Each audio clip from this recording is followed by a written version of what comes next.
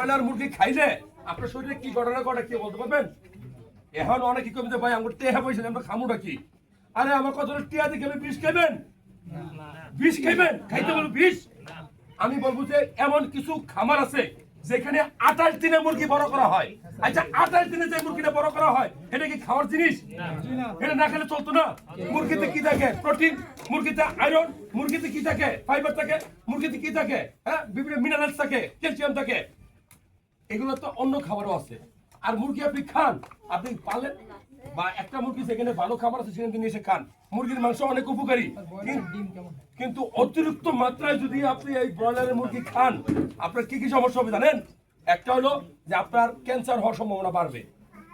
Number 2, আপনার cholesterol, খারাপ cholesterol জমবে।